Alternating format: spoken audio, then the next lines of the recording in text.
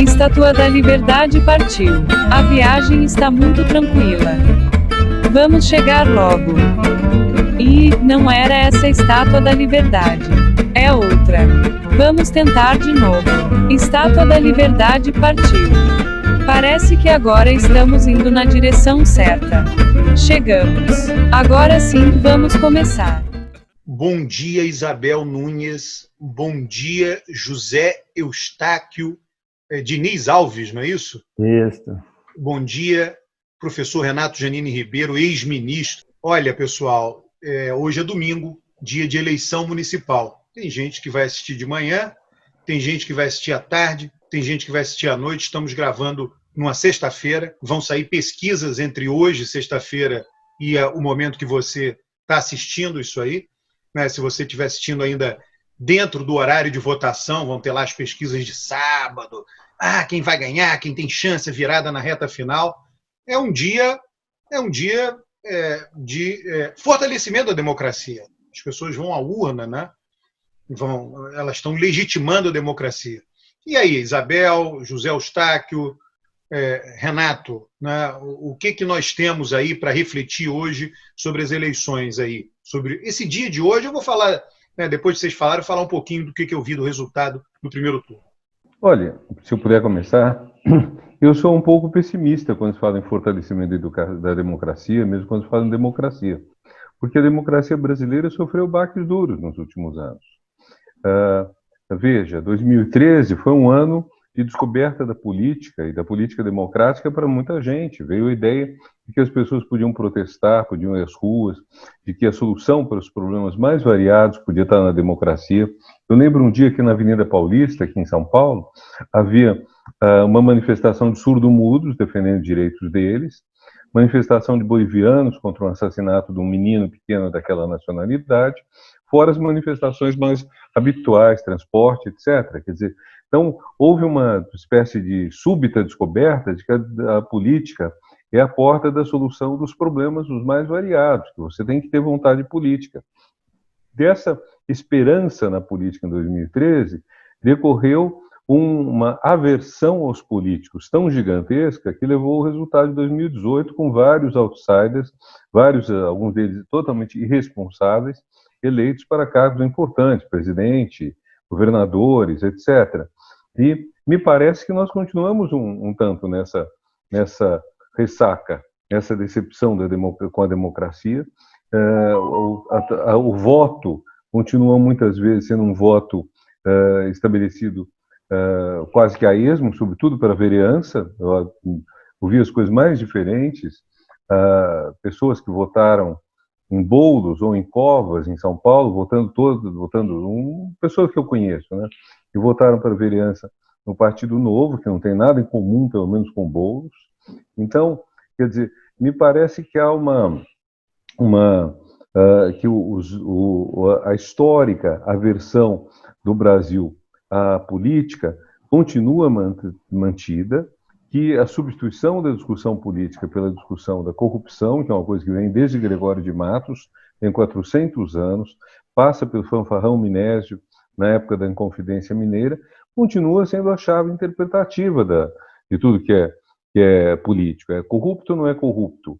E pior ainda, a convicção de que todos são corruptos, sabe? Uma convicção geral. Eu vi um vídeo do Fábio Porchat, divertido, zoando de candidato a vereador, inclusive um que se fantasiava de Power Ranger. Eu pensei, isso é um desserviço, porque pega meia dúzia de candidatos irresponsáveis, de dezenas, talvez mais de 100 mil candidatos à vereança, não sei, no Brasil, pega meia dúzia e conforta as pessoas na convicção de que tudo isso é muito ruim. Resultado, votação com pouca mobilização, votação a esmo, votação descrença nisso, e, enfim, aí não sei o que as outras pessoas acham, mas o fato de ter tirado 2 presidentes, de 4 presidentes eleitos, cujos mandatos encerraram, 2 foram afastados por impeachment, sendo que no segundo caso, com explicações muito especiosas, a afirmação constante de que Dilma estava sendo afastada por falta de suporte político, ou seja, voto de desconfiança, e não por crimes. O Cristóvão Buarque disse isso com todas as letras. Então, isso tudo não cabe no presidencialismo. Isso, então, colocar um instrumento do parlamentarismo no presidencialismo, um instrumento essencial, que é o voto de desconfiança, não dá. Então, a minha convicção hoje é que o Brasil, a democracia brasileira está seriamente ferida, seriamente. Não sei quando, como e nem se ela vai se recuperar. Como eu sou otimista, eu acredito que vai se recuperar. Mas a que custo, em quanto tempo, não sei. Renato, das boas-vindas aqui, porque é o seguinte, eu sou o pessimista desse programa, entendeu? Então, assim, eu sou assumidamente pessimista com o meio ambiente, com a economia e com a democracia. E o Alberto é o otimista, meio assim panglosiano, que tudo as instituições estão funcionando, o povo vai para a rua, isso é uma beleza, etc. Eu acho que esse depoimento seu vem reforçar uma coisa que eu sempre repito aqui, eu acho legal, que eu falo para o Alberto, as instituições estão funcionando, mas estão funcionando muito mal, né? A democracia está funcionando no Brasil, tem eleições, etc., mas está funcionando muito mal, porque a primeira coisa é que ela não entrega o que ela promete, né? Então, eu acho que você colocou essas questões aí das manifestações de 2013, né, que é uma coisa extremamente interessante, é o seguinte, que o Brasil estava vindo aí de 10 anos de crescimento, de melhoria da renda, inclusive com redução da desigualdade. Tem muita discussão até que ponto que foi essa redução, mas você estava indo mais ou menos num caminho, né, que se ele se prolongasse durante mais 10, 20, 30 anos, o Brasil ia poder dar aquele salto, né, para um clube de renda mais alta. E, de repente, em 2013, tem umas mobilizações daquela dimensão, né?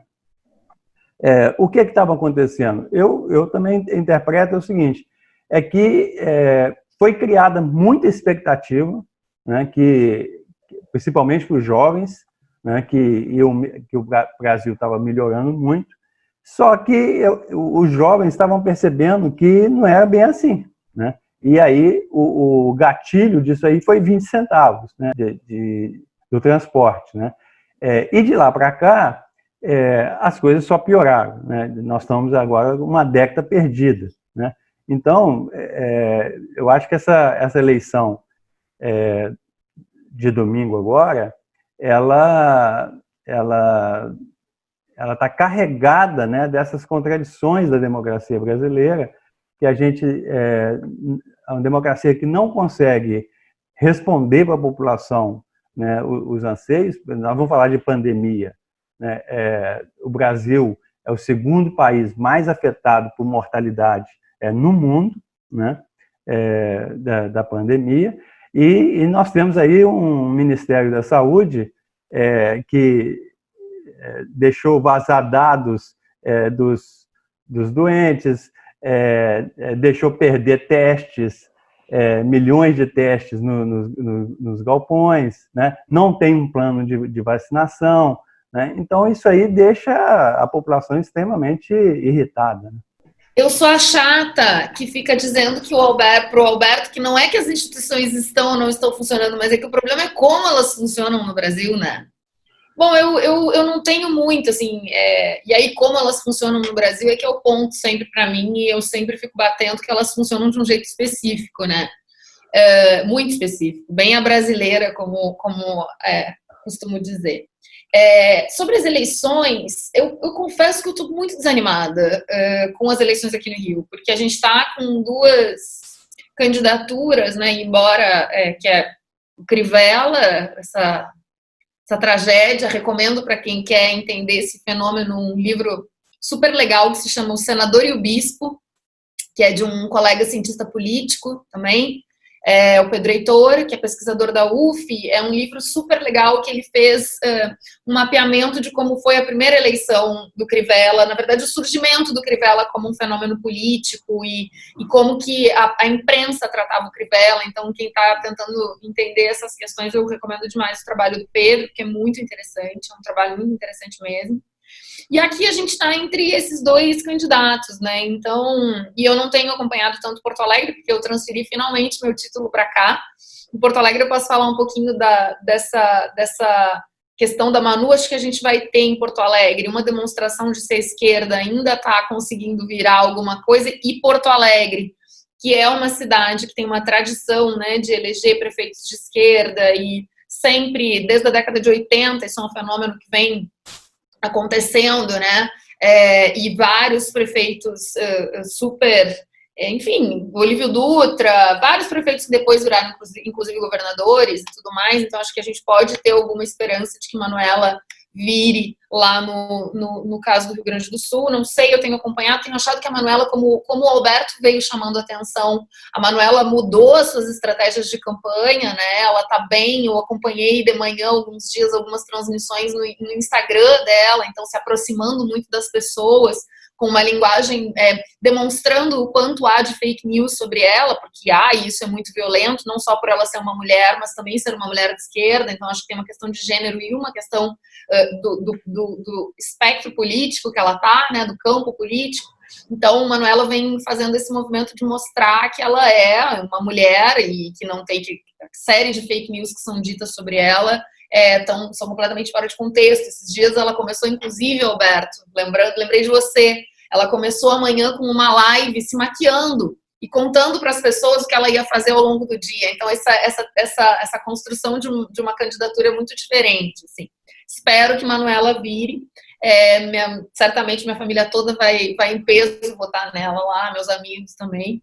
E sobre o Rio de Janeiro, para mim é muito desanimador, né? Porque a gente está entre uma coisa e outra coisa que nenhuma das duas coisas nos agrada. Então, pelo menos a mim, né? Embora, claro, não tenha dúvida de que o PAS é a melhor solução, e vou votar no PAS sem dúvida, porque não tem muito como entregar na mão do Crivella a repetição que foi essa tragédia gestão Crivella no Rio de Janeiro. Então não dá pra gente manter essa situação. Mas acho que também aí é aquilo, né? Acreditar na fanfarronice do PAS e lembrar que vai passar daqui a 4 anos de novo, e esperar que os próximos 4 anos sejam certamente melhores que os últimos aqui no Rio, porque a situação é periclitante, como dizem por aí.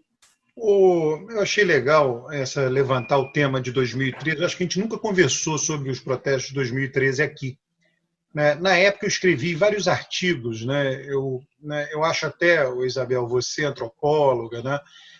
Eu acho que 2013, para mim, o grande fator de mobilização de 2013, Renato, teve lá, digamos assim, o estopim, os 20 centavos, mas na verdade foi o futebol. O futebol mobiliza o país, o futebol é importante para o brasileiro. Ali aconteceu na Copa das Confederações, né? O que aconteceu ali, né? Houve uma divulgação muito ampla do custo dos estádios. Tá? E o futebol é um mobilizador, quer dizer, o futebol, né, a gente vai falar de Maradona, né?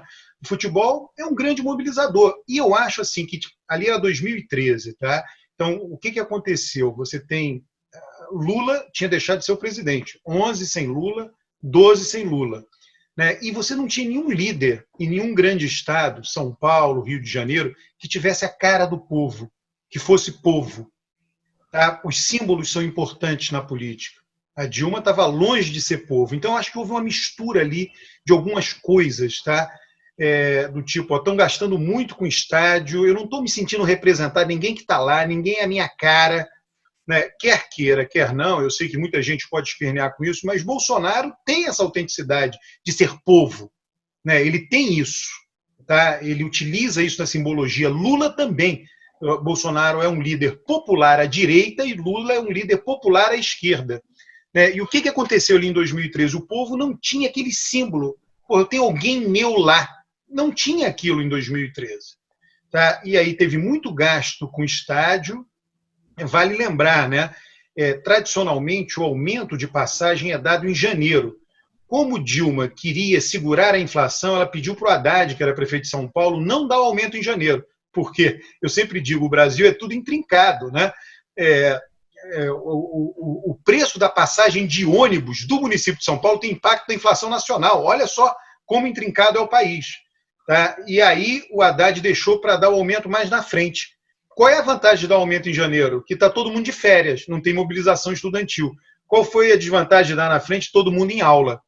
Né? Copa das Confederações, estádios, estádio do Rio custou 1 bilhão, reforma do Maracanã, 1 bilhão o de Brasília, está faltando dinheiro na saúde, e não houve uma narrativa, todo mundo sabe, é público, Dilma não queria a Copa no Brasil, ela nunca teve identidade com o futebol, ela tem a visão de que a FIFA é uma organização corrupta, então ela não fez, né, aquela narrativa que você explica para o povo qual a vantagem de ter uma Copa em seu país, coisa que Lula teria feito, porque gosta de futebol, se envolve com futebol. Então, todos esses ingredientes, eu escrevi sobre isso na época, todos esses ingredientes deram naquilo ali, deram aquela explosão. É interessante perceber que a gente não sabe quem foi líder daquilo, se teve algum líder, não foi eleito para nada, não teve nenhum resultado eleitoral, ninguém lá. Foi como se aquilo ali eclodiu, jogou a popularidade de todos os políticos na época para baixo, todo mundo caiu, não foi só Dilma, todos caíram, né? E depois todo mundo teve que reconstruir aquilo ali. Olha, com relação às instituições, a Isabel, que é estudiosa do sistema jurídico, eu quero contextualizar aqui a minha fala de as instituições não estão funcionando. Essa coisa de dizer que as instituições não estão funcionando passou a surgir a partir do governo Bolsonaro. Ninguém dizia isso antes. Tá? Então, a minha fala tem a ver com isso. Quando você fala do judiciário, estou falando não Isabel, de um modo geral, utilizando a palavra você, o judiciário sempre foi o que foi. Ele não mudou nada depois do governo Bolsonaro. Ele sempre foi o que foi, ele já é o que ele é, sei lá, 100 anos, 200 anos, desde que o Brasil é Brasil. Então, não adianta você dizer o judiciário está funcionando mal por causa do governo Bolsonaro. Não tem nada a ver. Entendeu? É isso que, na verdade, toda a minha fala é para dizer o seguinte, as instituições que aí estão, elas não mudaram em nada porque Bolsonaro é presidente. Tá? O funcionamento dela, nesse sentido, elas estão funcionando, do jeito que sempre funcionaram. Aí, se é bom ou ruim, aí, Taquinho, vai ter que dizer qual a régua que você utiliza para dizer estão funcionando mal ou não estão. Né? Porque toda vez que alguém diz que está funcionando mal, tem alguma régua mental implícita. É importante que essa régua seja explicitada, para que a gente entenda se ela no que ela está funcionando mal. Porque a régua mental implícita é complicada, né? Você diz que está funcionando mal. Bom, mas por quê? Você tem que explicitar o seu critério de avaliação de funcionar bem ou mal. Né? Mas não falamos de eleição municipal. Deixa eu só falar uma coisinha. Eu vi os dados da eleição. Tá? A esquerda não cresceu. Tá? O PT, eu estou pensando assim, número de votos para prefeito. O PT não caiu nem subiu, ficou ali mais ou menos no mesmo patamar. Todos os outros partidos de esquerda perderam votos para prefeito, somados. Tá? Esses partidos, eu somei a votação, eu andei publicando isso no meu Twitter, tá? Eu somei a votação de DEM, MDB, PSDB, PP e o do Kassab lá. A votação deles faz assim nos anos. Ela basicamente permanece a mesma. Isso indica o troca-troca de partido. Entre eles saem trocando de partidos políticos. E quem cresceu? Republicanos cresceu muito, Podemos cresceu, um grupo de partidos meio bolsonarista, PSL, Republicanos, Podemos, PSC, somada a votação deles, explodiu. Republicanos foi o que mais cresceu, que inclusive tem base religiosa, não todo o partido, mas uma parte dele. Tá? Então essa é uma avaliação que eu faço do primeiro turno. Alberto, eu queria falar duas coisas sobre as instituições estarem ou não estarem funcionando. Você tem toda a razão, claro, tem que explicitar qual é a régua e tem que entender como elas funcionam de fato, né? Mas eu queria falar do futebol. Não sei se todo mundo quer voltar para as eleições, mas eu queria falar do futebol, porque eu acho que a morte do Maradona fala bastante, e você me provocou e me fez lembrar de como... e a antropologia mostra muito isso, tem vários colegas que pesquisam futebol, né? E a professora Simone Guedes escreveu um artigo uma vez super legal, mostrando como as manifestações de 2013 têm a ver com o futebol. Tanto por conta da Copa, essa análise que você está fazendo, tanto por conta da Copa, das obras e tal, da Copa das Confederações e tal, e a Simone falava isso, ela falava... O Brasil a ligação do brasileiro com o futebol é tão visceral, é uma coisa tão construída sociologicamente, né? É uma categoria tão importante para o brasileiro, o futebol, é algo tão vinculado com o nosso existir, né? E, sobretudo, né, ela era flamenguista, ela escrevia sobre o Flamengo, também sobre essa relação com o time e tal. Então, acho que da sua análise tem tudo a ver, me lembrei demais dela, assim, queria dizer isso. Só uma coisinha, Alberto. Eu acho que além do futebol, das manifestações, tem a Olimpíada também, né? Quer dizer, são os grandes eventos que estavam mobilizando e que geraram muita contestação pelo custo desses grandes eventos, basicamente Copa do Mundo e Olimpíadas. Agora, sobre 2013, eu queria só dar mais um dado, também que eu orientei uma dissertação de mestrado sobre isso. O pessoal sempre fala o seguinte, que a taxa de desemprego estava muito baixa em 2013, né, que a gente estava no pleno emprego. Mas a taxa de desemprego, todo mundo sabe que ela mede quem está procurando emprego, né? Então, assim, quem estava procurando emprego naquele momento era uma parcela pequena. Mas a taxa de ocupação, que é um outro indicador do mercado de trabalho, ela já estava estagnada desde 2010. Ela não crescia. Então, assim, o desemprego estava baixo, mas a taxa de ocupação também estava estagnada. E eu vejo essa questão de não ter oportunidades, né, de geração de empregos, apesar da taxa de desemprego aberto estar baixa, eu acho que isso foi um dos grandes motivos da insatisfação da juventude. É um dado aí, vamos dizer, do mercado de trabalho para acrescentar nessa análise. Tá? Ô, Eustáquio, deixa eu só queria lembrar. acrescentar uma coisa aí em 2013. Na época eu tinha coluna semanal no Valor, acompanhei isso muito, e eu fiquei muito animado. Eu sou uma das pessoas que gostou das manifestações, porque eu senti que realmente houve uma tomada de palavra, houve um entusiasmo político. Eu lembro que na ocasião o Alberto publicou um artigo em que falava do pensamento mágico, e foi muito curioso que a Marilena Chauí falou a mesma coisa. Vocês, apesar de terem diferenças na sua maneira de ver o mundo, os dois colocaram uma expectativa de um pensamento mágico que resolveria tudo. Mas o que eu achei muito bacana foi essa mobilização, sabe? Pessoas mobilizaram para lutar por pautas políticas. Porém, daí, e isso traz quer dizer, eu acho muito importante a informação do José Eustáquio, mas acho que tem um lado assim que eu chamaria uma coisa meio Tocqueville.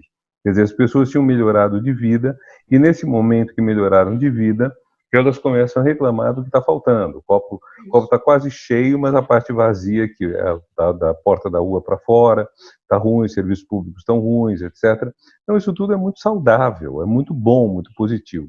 Problema, não se gerou nenhuma liderança. Não estou reclamando de que não houvesse liderança nos movimentos. É próprio desse movimento que eu comparei os de maio de 68, tem um ensaio no meu livro A Boa Política, fazendo essa comparação. Esse tipo de coisa começa em 1968. Ao contrário dos processos sociais usuais, que você vê chegando, você vê ligas camponesas se formando, muito depois você vê o Movimento Sem Terra se formando, você vê o PT se formando, e esses movimentos demoram anos e anos, mas o observador está notando que eles estão crescendo e, num certo momento, eles enfim, disputam o poder e até ganham, eventualmente. Ao contrário disso, o modelo maio de 68 é um modelo absolutamente inesperado. A França está se entediando, diz o maior jornalista francês em março de 1968. Uma semana depois, está tudo pegando fogo. Então, acho que o fato de não ter liderança não é problema nenhum. Podem gerar-se lideranças. O problema é que não se geraram. Se você pega o movimento anterior, comparável, os caras pintados contra Collor, geraram uma única liderança que foi para a política, o depois senador Lindbergh, do estado do Rio. Mas ninguém mais. Se você pega os movimentos no Chile, mais ou menos contemporâneos ao nosso 2013, elegeram 2 deputados numa Câmara que, se não me engano, tem 100 deputados, que é 2% da Câmara vieram da rua. No caso do Brasil, não tem um único nome que eu lembre, nome mesmo, não estou falando movimento, vem para a rua, coisa assim, um único nome que tenha assumido uma posição de liderança nisso, ou uma liderança que pegasse as bandeiras e as defendesse. O que houve foi um grande desvio da questão, a questão de melhorar os serviços públicos foi desviada para a questão da corrupção, e aí começou a se sepultar o governo. Isso quanto a 2013. Quanto às instituições, eu assim, tem... Quer dizer, o que eu vejo? Quer dizer, você tem uma Constituição altamente programática. Você pega os 10 primeiros artigos da Constituição, você pega depois uns 30, 40 que falam de saúde, educação, cultura, você tem mais de 300, talvez umas 300 metas que o Brasil se propõe. O Brasil diz, é um país que quer resolver pacificamente conflitos, diz na parte política internacional, promoverá a integração latino-americana, e tudo isso está sendo desrespeitado alegremente. Quer dizer, o parágrafo único, acho que do artigo 5º, que fala das relações internacionais, diz: o Brasil lutará pela integração latino-americana. No meu entender, isso proíbe o governo brasileiro de brincar com o Mercosul. O governo brasileiro, se quiser sair do Mercosul, tem que explicar muito bem. Não pode ser simplesmente uma ameaça que um ministro sem rumo, o Paulo Guedes, solta de repente e diz: soberanamente podemos sair. Não, está na Constituição. A Constituição não fala em Mercosul, mas fala em integração. Então, os passos nessa direção têm que ser tomados. Como o governo atua e está fazendo a boiada passar o tempo todo, as medidas que coíbem os excessos do governo são uma ou outra. Você tem uma ou outra que é limitada pelo judiciário, uma ou outra que é limitada pela mobilização popular, mas está tudo muito fraco. E eu penso que essa eleição, agora só concluindo, eleição 2020, eu escrevi no blog do Lavareda, um pouco antes da eleição, que agora a gente ia disputar as duas narrativas tradicionais, as duas narrativas que nos últimos 20 anos disputaram o proscênio político. A narrativa da inclusão social, mais à esquerda, a narrativa da corrupção, velhíssima, 400 anos, mais à direita.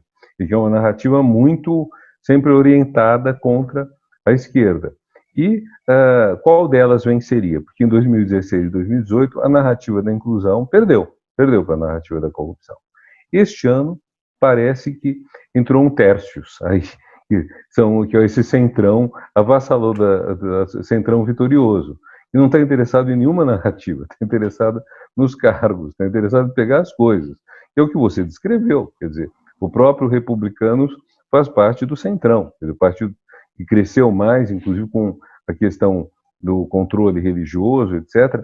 Mas, então, nós estamos, minha interpretação muito imediata, e sob reserva das eleições deste domingo, que afetam, na verdade, uma pequena parte da população, mas cidades simbolicamente muito importantes. Vai haver disputa de direita e esquerda em São Paulo, Porto Alegre, de certa forma no Recife, com certeza em Belém. Isso pode mudar um pouco o desenho, mas a sensação que tenho é que o Brasil optou por uma política sem narrativa. Estou chutando isso um pouco. Quer dizer, nenhuma dessas narrativas está emplacando agora. Olha, não, só para falar rapidinho de 2013, um depoimento até pessoal, eu fui a alguns jogos de 2013, né, da Copa das Confederações, fui um em Fortaleza, que eu me lembro como se fosse hoje a cena. Você caminhava uma longa distância para o estádio, caminhando, tudo bem organizado, aquela coisa toda, tinha um pequeno palco de uns 5 metros quadrados, talvez meio metro acima do solo, com uma tendinha em cima e aquela banda típica do Ceará tocando lá um forrozinho. Você passava na ida, tá animando, todo mundo estava passando, triângulo, né, zabumba, etc. Quando acabou o jogo, a gente passou na volta, estava incendiado. Estava incendiado, simplesmente, do lado do estádio. Eu vi isso, tá? Que é o negócio da mobilização do futebol. Tá? A outra coisa, Taquinho, não só a ocupação, houve um descontrole, né, da inflação no ano anterior, em 2013, em particular a inflação de alimentos. Ela subiu muito. E aquilo, antes dos protestos, a popularidade da Dilma caiu 8 pontos percentuais. Aquilo se deveu exclusivamente à inflação. Tá? É um assunto comezinho, ninguém dá bola. Pegaram no índice, inflação de alimentos, né, não atinge a elite, ninguém olha, mas aquilo foi fundamental para tudo que antecedeu aqueles protestos. Tá? Aquilo levou insatisfação. E a coisa, Renato, que você fala da teoria das revoluções de Tocqueville é perfeito. A vida melhorou muito, muito, muito, aí deu uma travada ali. Quando deu uma travada, a turma foi para a rua. Está lá em Tocqueville isso, quer dizer, e outros, né, a literatura moderna, a ideia de privação relativa, não tem a menor dúvida que ali foi, né, a busca da melhora. A melhora veio, deu uma travadinha. Quer dizer, qual era a explicação dele? Quando você tem um ombro, carrega um fardo no ombro, quando tira um pedaço desse peso, você fica mais revoltado ainda com o peso que ficou. Aí você vai lá e se revolta. Né? Aquilo é perfeito para o que aconteceu em 2013. Né? Só retomando aí da eleição vamos dizer assim, as imperfeições, né, a falta de representatividade da democracia brasileira, um dado importante das eleições agora de 2020 é da participação feminina, né, que os dados mostram que deu um salto, né, de 13,5% para 16% das câmaras municipais a representação feminina. Quer dizer, é muito baixo, quer dizer, essa representação é muito baixa perto de qualquer comparação internacional, né? O Brasil, no ranking internacional, ele está lá em centésimo, 50º lugar, né?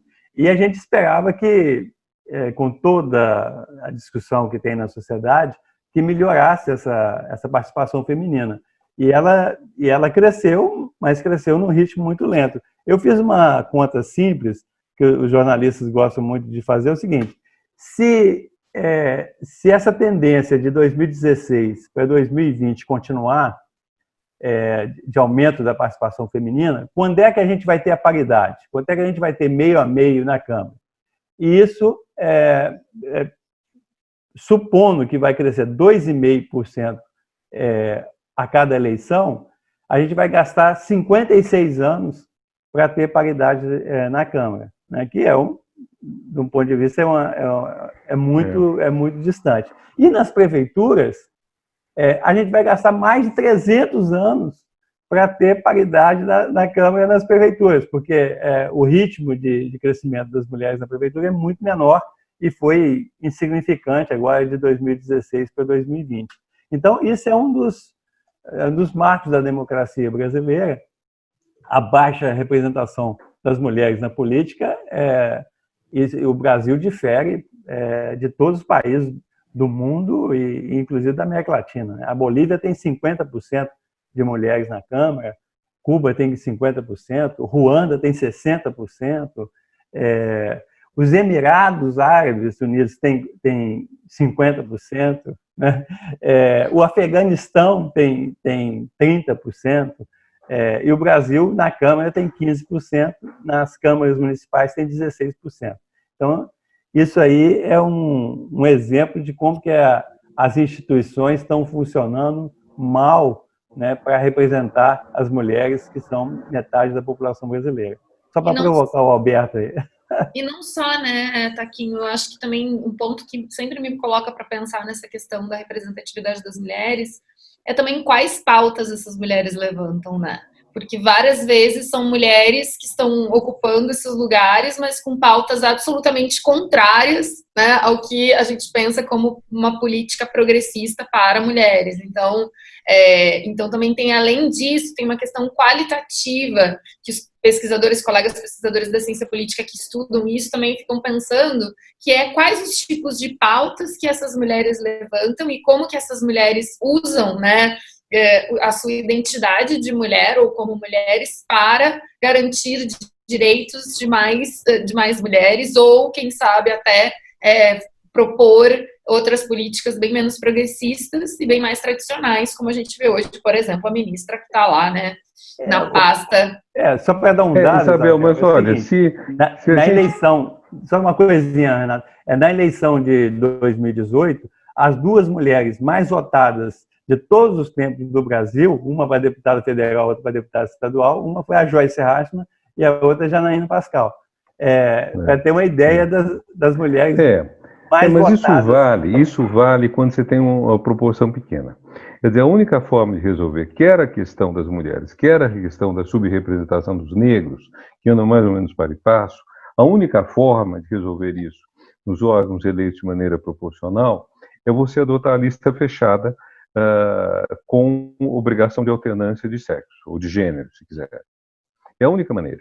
Se você fizer isto, o que alguns países, me parece, já fizeram, você vai garantir perto de 50%. A única questão que nós temos é que escolher se nós queremos essa alternância de gênero, homens, mulheres, ou se queremos uma alternância de cor da pele, brancos, não brancos, ou negros e pardos versus brancos e orientais, não sei exatamente qual seria.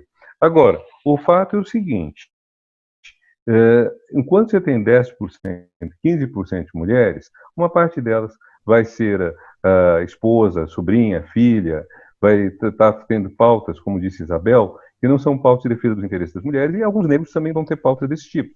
Mas, na hora que você tiver 50%, ou um número perto de 50%, a quantidade vai virar qualidade, para pegar um velho conceito do Hegel. Então, elas vão estar juntas. Então, tem coisas que não vai dar mais para manter. Por exemplo, tenho certeza que se a gente tivesse metade do parlamento de negros e pardos, você não ia mais ter polícia fazendo o que faz na favela. Mesmo que uma parte significativa, ou uma parte razoável desses negros e pardos se elegesse por grupos de direita, não ia mais ter o tipo de violência e assassinato que tem na favela com tanta impunidade. Então, por isso mesmo, eu acho que uma coisa prioritária, que é lá onde você pode realmente interferir, é a proporcional com lista fechada e alternância. Então, para o cargo executivo é muito mais difícil. Você dizer, bom, metade tem que ser de mulheres. Como que você vai fazer isso? Eu não vejo. Mas para cargos legislativos, em eleição proporcional, Câmara de Deputados, Assembleias Legislativas e Câmaras Municipais, você consegue isso. E, embora a Assembleia Legislativa, a meu entender, seja um órgão praticamente inútil, assim, tem muito pouco poder político, a Câmara Federal e as câmaras municipais têm muita importância. Então, acho que essa é uma questão que deveria ser priorizada. Como nós podemos fazer isso? O que desloca também a questão do voto distrital. Quer dizer, com o voto distrital eu não vejo como você poderia fazer essa política, mas com o proporcional você pode.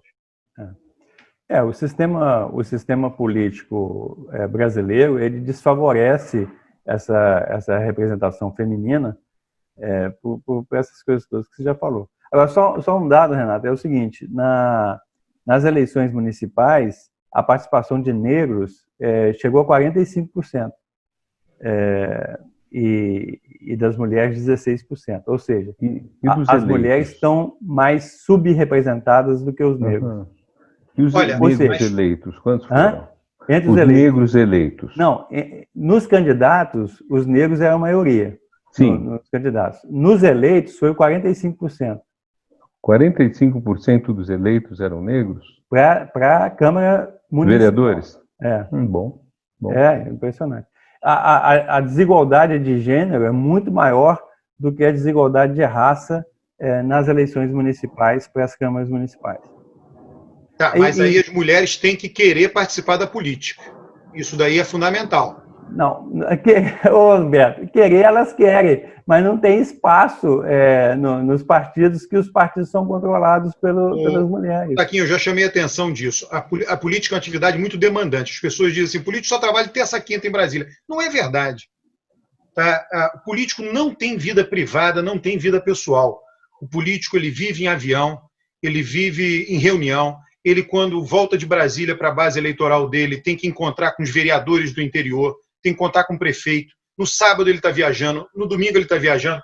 Com a atual estrutura familiar que nós temos, é muito difícil para que as mulheres entrem em massa na política. Roberto, deixa eu te dar só um dado, te contar uma história que aconteceu comigo, que você vai ver que a coisa não é bem assim. Em 2012, o PCdoB já tinha essa questão da cota, né, e os partidos têm que gastar uma certa quantidade com as mulheres. Então, depois das eleições de 2012, o PCdoB reuniu as mulheres eleitas em vários lugares do Brasil, foi uma reunião em São Paulo, para discutir a questão de participação das mulheres na política. Tá? E me chamaram para apresentar os dados lá sobre essa questão. E durante a reunião do PCdoB, os dirigentes do partido, estava o presidente do PSDB, do PCdoB, lideranças importantes, e o discurso todo é o seguinte, que o PCdoB é o partido mais antigo do Brasil, de 1922. Não é bem assim, né, porque é de 60, mas eles recuperam a história do PCB desde de 22. Então, eles falavam, o discurso todo da liderança era o seguinte, que o PCdoB é o partido mais antigo do Brasil e é o partido das mulheres e é o partido dos jovens é o Partido dos Negros e o Partido dos Pobres. Tá? Então, todo o discurso em torno disso. Aí, quando eu fui falar, eu fiz uma provocação falando assim, tudo bem, o PCdoB é o partido mais antigo do Brasil, o Partido das Mulheres, mas nunca teve uma mulher na presidência do PCdoB. Aí o pessoal levou um susto. E cheio de mulher na sala, cheio de mulher na sala. Eu não sei se foi por causa disso, mas logo depois o PCdoB elegeu uma mulher para presidente. Mas em 90 anos, nunca tinha eleito uma mulher presidente do PCdoB. E cheio de mulher dentro da sala. Tem um livro muito legal, que é do Paul Johnson, aquele historiador, que é Os Criadores, né? Então, um capítulo sobre o que ele considera as pessoas que foram muito criativas, o Walt Disney, etc. E tem um capítulo sobre a Jane Austen, né? Que é brilhante, absolutamente brilhante, muito erudito o capítulo. Ele gasta metade do capítulo, né? Ela é bem interessante, ela hoje, talvez ela só perca para Shakespeare. Eu não me lembro, ele fala lá, acho que nem para Shakespeare ela perde. Na língua inglesa, é a pessoa mais lida no mundo inteiro, ela é. De longe, assim, dá uma surra em Dickens, né? É impressionante. O que acontece? Ele mostra a estrutura de vida de uma mulher da época dela que era necessária que ela tivesse para que ela fosse uma criadora. Então, ele pega basicamente a literatura e a pintura e mostra por que muitas mulheres poderiam ter desenvolvido isso, mas não fizeram, porque ou se casaram, basicamente era se casar. Se ela se casasse, ela não iria se destacar. Entendeu? Porque a vida familiar de casada exigia dela determinadas coisas que ela não poderia se tornar uma literata ou uma pintora. Então, é bem interessante esse capítulo, ele mostra isso. Né? E, na verdade, o que ela fez? Ela não se casou, você entendeu? E aí ela pôde criar. Olha, é interessante, a obra dela é uma daquelas obras que você pode dizer, li toda a obra de alguém, porque é muito difícil você ler toda a obra de alguém, porque tem cartas, tem não sei o quê. Ela não tem nada disso, ela tem 6 romances. Você leu 6 romances, leu a obra inteira dela. E ele diz o seguinte, mas por que ela se tornou tão famosa? O Paul Johnson se pergunta, por uma coisa simples, ela criou, ela foi extremamente criativa. E isso é a força da obra dela, 6 romances, né?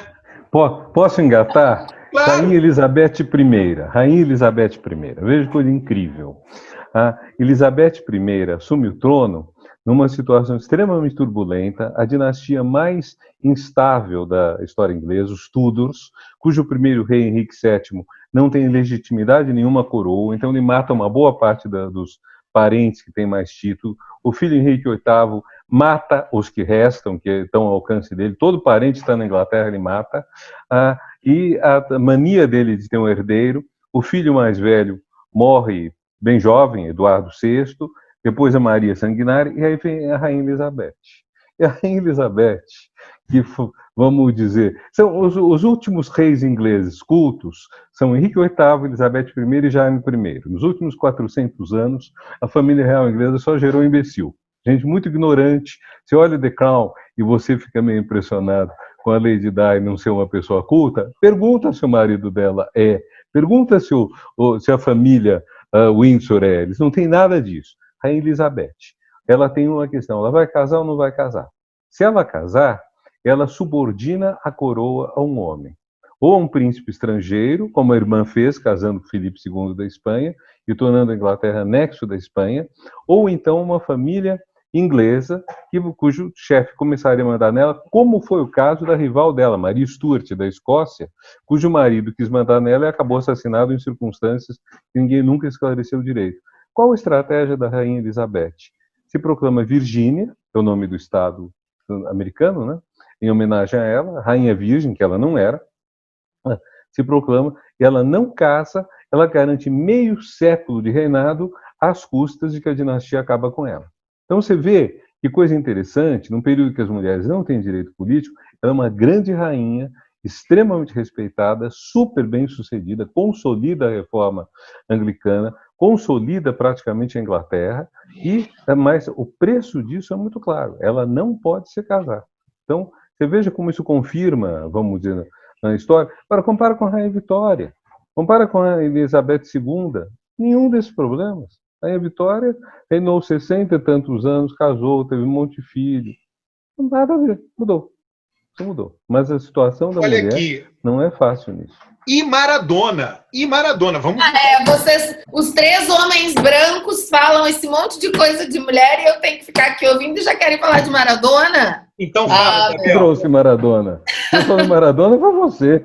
Eu tô brincando com o Alberto, porque ele fica dizendo que, como é que é, aquela, reclamando que as mulheres ficam dizendo que não tem lugar de voto e tal. Não, mas falando sério, eu acho que é só importante, eu acho que tem uma discussão que a gente teve no programa da semana passada que fala muito sobre isso, né, que é como, que não é uma questão propriamente, é uma questão cultural mesmo. As mulheres,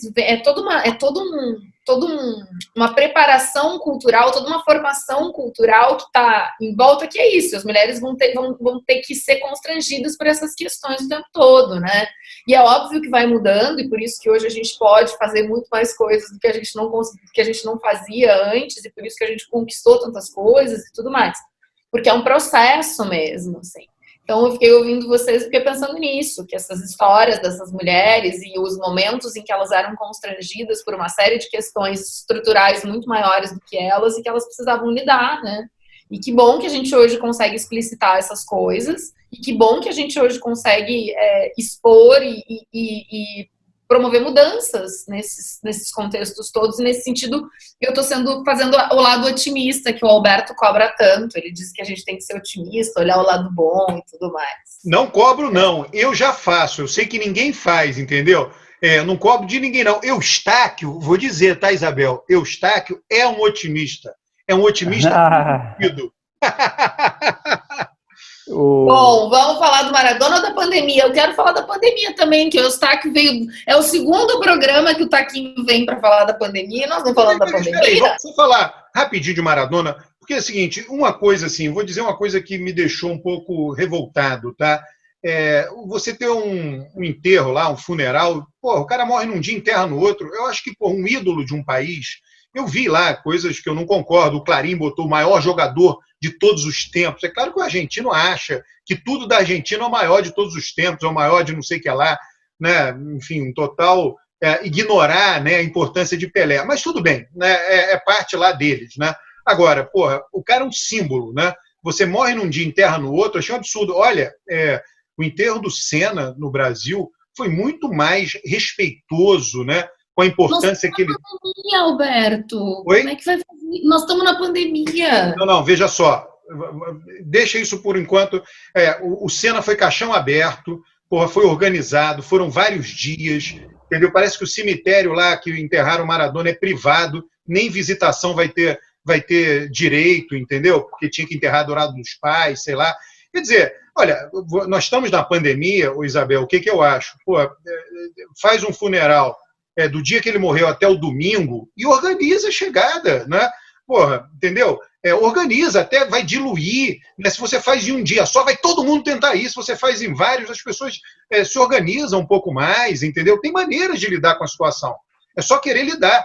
Eu achei que a família foi muito restritiva, não sei o motivo da família para isso, mas foi muito restritiva. Quer dizer, um momento, você mesmo, antropóloga, sabe isso, um momento solene de uma nação. É um rito de passagem nacional, né? E esse rito de passagem não foi, digamos assim, o ritual, eu achei que foi um ritual truncado, né? Um ritual truncado, dada a importância dele.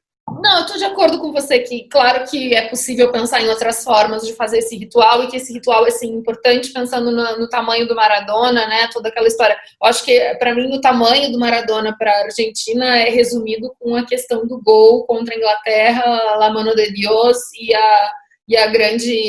a resposta que ele deu sobre o gol, né, La Mano de Dios, é muito simbólico, e isso ele era muito inteligente nesse sentido, e toda a trajetória dele também. Então, você tem toda a razão que daria para ter pensado outra forma de dar conta desse rito, que é um rito com sentido público para uma nação, para um estado, para uma sociedade como a Argentina, que tem uma vinculação com o futebol também muito grande, tal como o Brasil, e além de ter uma vinculação com o futebol, uma questão política também, né?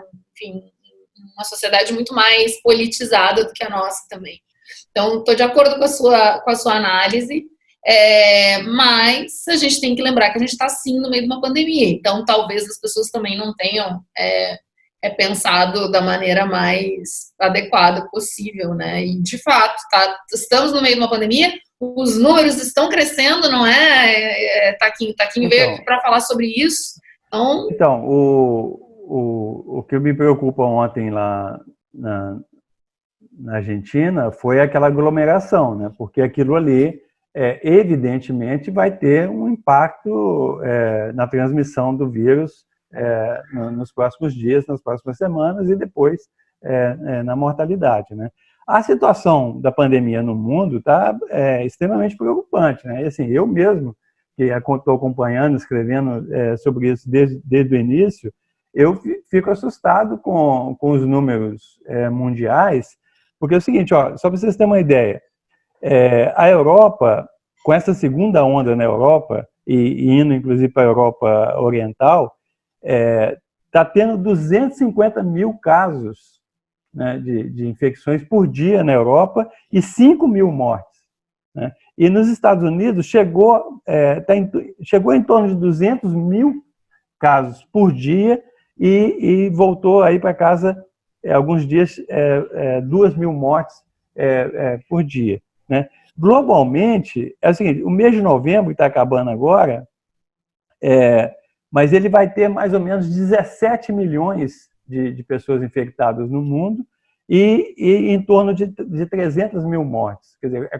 quase 290, é quase 10 mil mortes por dia no mundo agora no mês de dezembro, né? Então é uma coisa impressionante. E o epicentro disso tudo está na Europa, nos Estados Unidos. A América Latina, ela teve o epicentro em junho, julho, né? E depois começou a cair. A partir de agosto, os números estavam caindo. No Brasil, caiu o pico, a média de infecções foi em torno de 45 mil, né? A média de 7 dias, e caiu para 16 mil, quer dizer, diminuiu 3 vezes, de julho até o início de novembro. E a média de mortes estava em 1.100 e caiu para 330 mortes por dia. E isso até o início de novembro. E agora, em novembro, começou a subir de novo, né? Então, está toda uma discussão agora se a gente está numa segunda onda, se não está na segunda onda. Ontem, o ministro Pazuello, o general Pazuello, né, disse que não é segunda onda, que é um repique. Tá? Eu não sei qual que é a diferença de repique para segunda onda, né? Mas tudo bem, vamos supor que seja um repique. É um repique, isso não tem... a curva voltou a subir. Evidentemente, a gente não sabe até quando que essa curva vai subir e qual vai ser a duração dessa subida, né? Mas um punhado de pesquisadores, epidemiologistas, estão mostrando que sim o início de uma segunda onda, que a gente não sabe até onde que vai essa onda, se é um tsunami, se não é um tsunami, mas é uma situação extremamente grave. O Brasil está subindo e as questões da vacina, está todo mundo acompanhando, é uma confusão, uma disputa comercial incrível, uma desinformação, muita fake news em relação à questão da vacina, e a gente, para ter uma vacinação em massa, né, isso vai demorar. Não consegue vacinar 8 bilhões de pessoas ou 200 milhões de pessoas aqui no Brasil em pouco tempo, né? Então, a gente vai conviver com a pandemia no final do ano, né? Natal, Ano Novo, Réveillon, a gente vai estar no meio de uma pandemia crescente aqui no Brasil, né? Carnaval já foi adiado em vários locais, pode ser cancelado, e o impacto econômico e social, né, dessa pandemia, que é uma coisa brutal. Olha, eu acho que é inevitável falar da incompetência. Quer dizer, o ministro da Saúde foi colocado no cargo, segundo dizem, por ser especialista em logística. Não alocou, como você disse, está aqui, os testes. no tocante à vacina, está tudo Deus dará, quer dizer, não existe cuidado nenhum nisso. E, engatando a incompetência, eu acho que a gente tem que falar um pouco dessa última briga desnecessária comprada com a China. Quer dizer, o presidente da Comissão de Relações Exteriores da Câmara, que é o filho do presidente, escreve uma carta grosseira, a Embaixada da China responde, e para quem conhece um pouco da China, sabe que aquilo é uma espécie de ameaça quase ultimato. Vai ter consequências. A China vai diminuir as compras do Brasil. Não vai fazer isso de um dia para o outro, não vai criar um boicote, não vai cortar todas as compras, 34% do nosso comércio é com eles, nosso saldo positivo, nosso superávit, não vai cortar isso da noite para o dia, mas vai cortar. E aí, qual a resposta do pateta que está dirigindo o Ministério das Relações Exteriores? É censurar a China. Então, nós temos um governo que escolheu as pessoas, botou um comitê de busca, eu tenho certeza. O Bolsonaro nomeou um comitê de busca e falou, um comitê de busca para escolher os piores. Quer dizer, tá muito bom, esse daí consegue somar 2 com 2. Tá péssimo esse daqui, então não vai ser esse. Então, isso tudo está caminhando para um desastre tremendo, porque isso eu vejo. Aqueles que o elegeram, aqueles que colocaram enfim, o capital, o PIB que botou essa gente lá, que deu o poder decisivo, tá com o ministro da Economia, que é um desastre, está com todo um governo que é um desastre, e nada acontece, e estão deixando, vão ter um prejuízo muito grande, esses negociantes que os colocaram lá, enfim, o pessoal do capital, vão ter um prejuízo muito grande. Infelizmente, esse prejuízo nos leva juntos. Eu acho que esse é um problema muito grave. E quanto à questão da vacina, Taquinho, tem uma coisa também, quer dizer, ontem eu estava lendo que a Itália, a Alemanha estão cogitando começar a vacinar nas próximas semanas, sabe? Quer dizer, já estão se preparando para isso. No Brasil, que estrutura você tem, que projeto você tem, militares que deveriam ter projetos para lidar com esse tipo de situação, como que é? A gente sabe vagamente que vão priorizar pessoal de saúde, idosos, talvez comorbidades. Há uma discussão séria ocorrendo na Europa de quais outras prioridades. A França fala dos conectivistas. Conectivistas são as pessoas que têm relações com muitas pessoas, por exemplo, uma pessoa cobrador de ônibus, por hipótese, é um conectivista, passa um monte de gente lá, está em risco, então ele seria uma prioridade. No Brasil, nenhuma discussão disso, nenhum plano disso, só um desastre, e ao mesmo tempo, e aí entra a questão das instituições, Alberto, instituições foram criadas no pensamento político moderno para evitar o rei louco, perverso, ineficiente. Elas são formas de proteger o corpo político contra o desastre.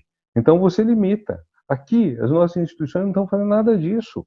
Quer dizer, está se fazendo essa barbaridade toda. Eu sei que você comenta, inclusive, que a própria volta política, como usual, representa limites ao governo. Mas o limite mesmo, no sentido de dizer não pode haver esse desastre, não está ocorrendo. Por favor. Mas, Renato, olha só, as instituições não fazem tudo, e na democracia elas representam a vontade da maioria, não tem jeito. Antes de você falar das instituições, você estava falando dos governantes. E eu estava pensando, eu vou complementar o Renato, dizendo da sociedade brasileira. A sociedade também não está nem aí para a pandemia. E independente do grupo social, agora já passou a temporada, praticamente, vai ter eleição no domingo, mas eu vi campanha eleitoral no primeiro turno, acompanhei candidatos na rua, a população não usa máscara. É a população, ela poderia usar. Aí, um dia, durante a campanha eleitoral, estava falando por telefone com um amigo meu que trabalha no mercado financeiro, São Paulo, Faria Lima, e aí eu comentei com ele, olha, campanha na periferia, ninguém usa máscara. Ele falou, peraí, Alberto, deixa eu olhar na janela aqui embaixo. Estou vendo uma pessoa, 2, 3, 10, não está ninguém de máscara. Faria Lima, você entendeu? Então é generalizado. A sociedade brasileira inteira não está nem aí para a pandemia. Aí, nesse sentido, Renato, as instituições estão certas. Elas estão representando o desejo da sociedade. Se elas estivessem fazendo ao contrário, elas estariam impondo à sociedade algo que a sociedade não quer. Ô, Roberto, olha o que a Jacinda Ardern fez lá na Nova Zelândia. Ela teve uma liderança fundamental desde o primeiro momento E lá em março, eu fiquei impressionado, é o seguinte, a discussão em março era o seguinte, vamos achatar a curva, né? Todo mundo fala, vamos achatar a curva para não sobrecarregar o SUS, etc, etc. E a Jacinda, desde o início, ela falou assim, não, nós vamos eliminar a curva, nós não vamos achatar a curva. E ela teve uma liderança fundamental na Nova Zelândia, conseguiu eliminar a curva, controlar a pandemia e retomar as atividades. Foi reeleita com uma votação estúpida, ou seja, a sociedade queria aquilo. Então, é uma liderança que influi na sociedade. Agora, o que eu já escrevi, o que eu já estudei, o que mostra é o seguinte, a pandemia conseguiu, você conseguiu vencer o vírus aonde teve união entre Estado e sociedade civil. Tá? Se existe ruído entre Estado e sociedade civil, aí você não consegue. É o caso dos Estados Unidos, é o caso do Brasil, que a gente tinha presidentes negacionistas, tá? E que gerou dúvidas na própria sociedade civil, né? Fortaleceu fake news, etc. Por exemplo, eu fiz uma entrevista com uma colega que está no Vietnã, que ela colocou o seguinte, quando surgia fake news no Vietnã, no começo da pandemia, o governo ia lá, pressionava a pessoa tinha de refazer aquilo que... É claro que é um governo autoritário, mas impediu uma instituição, usando até poderes autoritários, impediu a propagação de fake news. E o Vietnã tem 15 pessoas que morreram, uma população de 100 milhões de habitantes, 15 pessoas morreram da pandemia, menos do que esse acidente que teve em São Paulo, que foram mais de 40 pessoas. Então, é o seguinte, a sociedade ela responde de acordo também com como as instituições respondem o combate à pandemia. Ô Taquinho, olha só, a gente está caminhando para o final, eu só quero fazer uma observação que eu quase fiz na hora, né? Que você, quando falou da representação feminina, você utilizou um exemplo praticamente infame. Você disse da representação feminina em Cuba. Porra, Cuba não tem democracia, cara, é um partido único. Né? Cuba não serve de exemplo para nada, entendeu? Os outros exemplos que você deu, legal, mas Cuba... Não, veja só, o que eu estou querendo dizer é o seguinte, que a representação, ela até em regimes autoritários, por exemplo, a Arábia Saudita também não tem democracia, e as mulheres não podiam nem entrar na política, de repente, essa questão que o Renato falou, você tem um sistema político, que seja democrático ou autoritário, que ele impõe uma regra, e a representação feminina deu um salto na Arábia Saudita nos últimos anos. Né? Então, eu estava querendo chamar a atenção para a situação do Brasil, é que é o seguinte, tem países democráticos e países autoritários que têm uma representação feminina muito maior do que o Brasil. É isso que eu estava querendo chamar a atenção. Agora, na história do Brasil, o voto feminino veio sem nenhuma reivindicação das mulheres, né? Na maior parte do mundo, as mulheres ficam na rua para pedir voto feminino. Não, eu estou falando um fato, tá, Isabel? Eu estou falando um fato, não fique revoltado. Você tem as sufraguetes lá no Reino Unido. As mulheres foram à rua, apanharam, foram presas. No Brasil não houve nenhum movimento. Teve, Roberto. A Berta Lutz, ela teve um movimento, você pode dizer que é pequeno, porque na República Velha a questão social é a questão de polícia. Né? Na República Velha, 3% da população votava. Você pode dizer que não foi como as sufragistas, você pode dizer que as mulheres não demandavam isso, não. Acho que é a mesma coisa que se fala, mas o movimento negro no Brasil não ecoa como o movimento negro nos Estados Unidos. Bom, é um outro problema. Agora, que não tem movimento negro no Brasil, é um absurdo as pessoas dizerem isso, né? As pessoas dizerem que não tem movimento negro, que não tem a luta das mulheres. Lógico que tem, agora, podia não ser da maneira como foi lá. Agora, que houve mulheres discutindo isso, sempre houve. O Brasil foi um dos países agora, mais avançados. Foi Getúlio, ok. Foi Getúlio, não foi? Foi Getúlio. Foi um dos primeiros países que expandiu o voto feminino. O Brasil, no mundo, tá? No mundo, foi um dos mais precoces. Né? Agora, o que ele não fez? Aí que estava a malandragem. O analfabeto não podia votar. Aí é que foi a grande coisa. E o analfabeto era o quê? Era a maioria da população brasileira naquela época. E a maioria das mulheres eram analfabetas. Então, as Negros, mulheres pobres, enfim. foram excluídas. Sempre acha um jeito de excluir quando quer, né, gente? É assim que a vida é. Pessoal, já estamos falando aqui há um pouco mais de 1 hora, hein? Tá Temos bom. que ir, temos que ir. Renato, muito obrigado. Isabel. Foi um prazer, gente. Foi um prazer conhecer Obrigada, a Isabel, Renato, estar pela aqui, sua estar aqui presença. com o Alberto. Prazer. Então, e tomara que as eleições nos deem bons resultados e nos livrem de alguns males. Tomara. Bom, Tchau, torcer. gente.